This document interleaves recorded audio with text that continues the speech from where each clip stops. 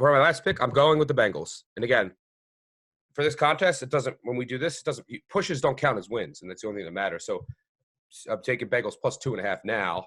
It's about to go to 3. It'll go to 3. The whole world will be on the Browns. And this is basically just a play on what I've seen, what I've heard. And I just can't envision the Browns showing up here. This is a team that was in turmoil in the locker room. You see them arguing.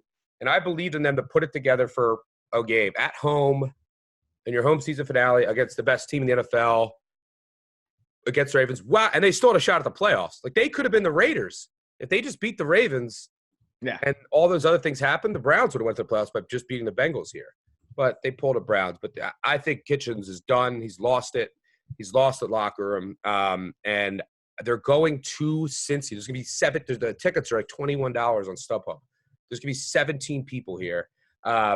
And, I just think that you're going to see them come out as flat as you'd ever seen an NFL team.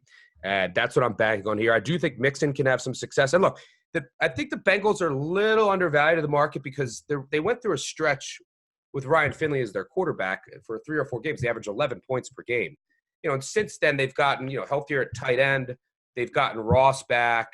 They've gotten a couple of receivers back, everyone but A.J. Green. So their offense is out again, but yeah. So it's Ross is the main one. Yeah, getting Ross back. And then the big one is just Dalton, who could just throw it at least downfield a little bit, with Finley couldn't do. So since they were averaging about 11 points per game with Finley, and since Dalton's come back, they're averaging around 22, 23 points per game. They should be able to run on the Browns. The Browns' run defense, it really misses their defensive ends in general, but the Browns' run defense is horrid. It is beyond bad. And Mixon went for 23 for 150, and he had 4 catches for 40 yards in the first meeting.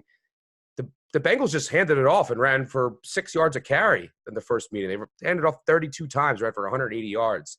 The Browns also, their backs should also have some success, by the way. But I think the Bengals will be able to run it. They'll be able to, and the Browns' run defense is so bad. So I think the Bengals will be able to move it on the ground. Dalton will hit some plays, but this is mainly, I don't think the Browns show up at all. Don't get off the bus in what should be a just absolutely horrid environment. If you're at that game, you couldn't pay me to go to that game. Yeah. So, flat Browns. Yeah, at this point, bet against the Browns. It's the play. It's always seems to be the play. And I agree. I don't know what the Browns' motivations are. Maybe there's some individual incentives there, but that doesn't really help, the team cohesion. So, and then you have, it doesn't help the hard play calling either. Yeah, and we know guys like, a guy like Odell Beckham's not 100%. You know what I mean? So. It's tough. Nick Chubb seeing less work in the passing game lately.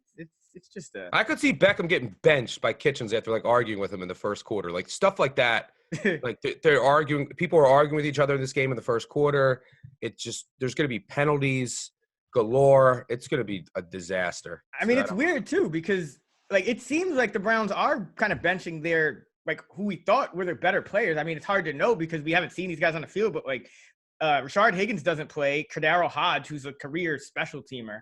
The joke is in Siberia, just a healthy scratch every week. Yeah, he gets healthy scratch. They're saying, quote unquote, knee injury, but it seemed, he wasn't on the injury report. And he was still healthy scratch. He was still scratched. So friends of mine say he just doesn't run. He doesn't care about learning routes or work. He just wants to get ripped. He just is in the gym lifting, but he doesn't understand the routes and he fights with the coaches. So and my point is that's just a microcosm of this entire team. What do you mean he's fighting with the coaches that can't learn the routes? Teach the routes and get your locker room together. Njoku? No.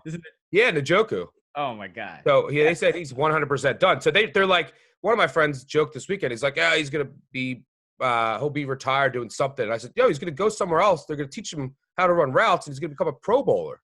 That's what's going to happen. How helpful would he be to the New England Patriots, right? He would immediately be an upgrade he would be the closest thing they could get to Rob Gronkowski. What I mean? Yeah. And if he's ripped, they'll just say, oh, you're ripped? Okay, good. Now go in and run block and wham the shit out of somebody. Yeah. And we'll teach some routes on Tuesdays, and you'll be good. Oh, man. Oh, yeah. Njoku. That was disappointing.